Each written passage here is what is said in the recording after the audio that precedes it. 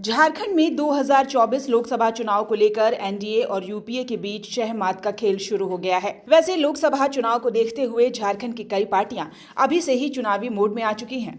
अपने अपने स्तर पर तैयारियां जोरों पर हैं। सभी पार्टियों के अपने अपने जीत के दावे भी हैं। खासकर कोल्हान की दो महत्वपूर्ण सीटें चाईबासा और राजमहल को लेकर एनडीए और यूपीए आमने सामने हैं। ऐसे में इन सीटों को लेकर बीजेपी विशेष रणनीति बनाकर अपने पाले में इसे ला सकती है। बता दें कि बीजेपी के कई शीर्ष नेताओं का भी इन सीटों को लेकर दौरा हो चुका है। भाजपा प्रदेश महामंत्री प्रदीप वर्मा ने दावा किया है कि इस बार यह दो सीटें बीजेपी के खाते में ही आएंगी। पूर्व में भी कई बार राजमहल और सिंहभूम लोकसभा की सीट हम जीत चुके हैं।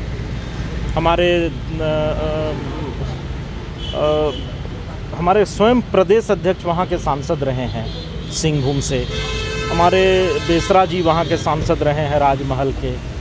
तो कई बार वो सीट, हमारे सोम मरांडी जी सांसद रहे हैं, कई बार वो सीट हम जीत चुके हैं।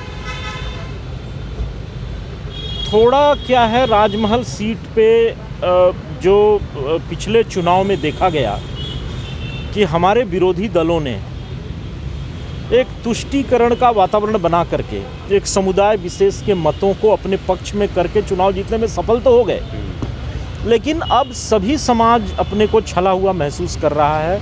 पिछले 4-4.5 वर्षों से जो राज्य में इनकी सरकार है, उससे राज्य की जनता और सभी समाज और समुदाय के लोग अपने को छला हुआ मान रहे हैं। और ये राज्य सरकार की जो विफलता है, जिस प्रकार से इसने राज्य में अराजकता का माहौल पैदा किया है, ये स्वतः जनता को अब भारतीय जनता पार्टी को एक विकल्प के रूप में देखने के लिए मजबूर कर रहा है। और जिस प्रकार से भारतीय जनता पार्टी ने लगातार सड़क से लेकर के सदन तक जनता से जुड़े हुए मुद्दे पर इस जनविरोधी सरकार के विरुद्ध मोर्चा खोला, लड़ाई लड़ी, इससे हम जनता का विश्वास जीतने में सफल हुए हैं। आने वाले चुनाव में पूरा देश आदरणीय नरेंद्र भाई मोदी के नेतृत्व में जिस दिशा में देश बढ़ रहा है, पूरा देश चाहता है कि दोबारा तीसरी बार नरेंद्र भाई मोदी देश के प्रधानमंत्री बने। नहीं, ये तो हमारे केंद्रीय नेतृत्व को तय करना है, लेकिन कुल मिलाकर के जनता नरेंद्र भाई मोदी के नेतृत्व में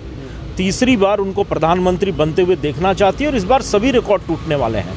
राजमहल, सिंहभूम दोनों लोकसभाओं में लगातार हमारे नेताओं के प्रवास हुए हैं, कार्यक्रम हुए हैं, और जिस तरीके से वहां पर उत्साह देखने को मिला, वो स्पष्ट दर्शाता है कि भारतीय जनता पार्टी ये दोनों लोकसभा जीतेगी। और जहां तक प्रत्याशी पहले घोषणा करने की बात है, ये कर सकती है, तो हमारे केंद्रीय नेतृत्व को तय करना है। इधर महागठबंधन भी इन दो सीटों को लेकर सजग और सतर्क नजर आ रही है। महागठबंधन यह चाहता है कि इन दो सीटों को फिर से रिगेन किया जाए। जेएमएम प्रवक्ता मनोज पांडे ने कहा कि भाजपा ख्याली पुलाव पका रही है। 14 की 14 लोकसभा सीटें इस बार महागठबंधन के खाते में आएंगी। देखिए, उनके लिए 2 सीट महत्वपूर्ण होगा। हम लोगों के लिए पूरा 14 का 14 सीट महत्वपूर्ण है।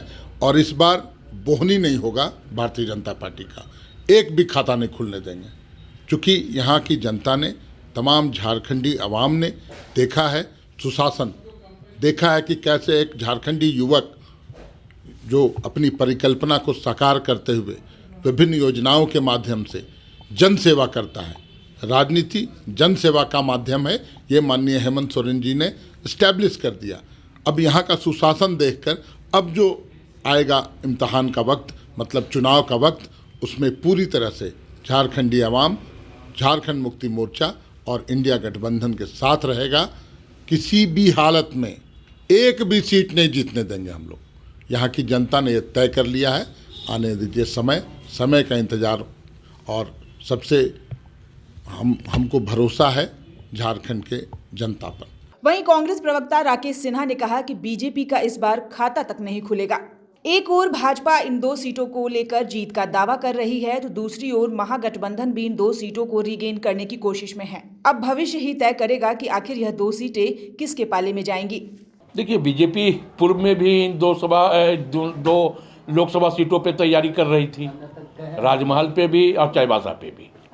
उसका फलाफल क्या निकला? दोनों सीट भारतीय जनता पार्टी हार गई। और हमें यह लगता है कि तैयारी वो लाख कुछ कर लें, इस राज्य में अब भारतीय जनता पार्टी का खाता नहीं खुलने जा रहा है। 14 का 14 लोकसभा इंडिया महागठबंधन के लोग जीतने का काम करेंगे, वो लाख तैयारी कर लें। न्यूज विंग के लिए रांची से मनीष झा की रिपोर्ट।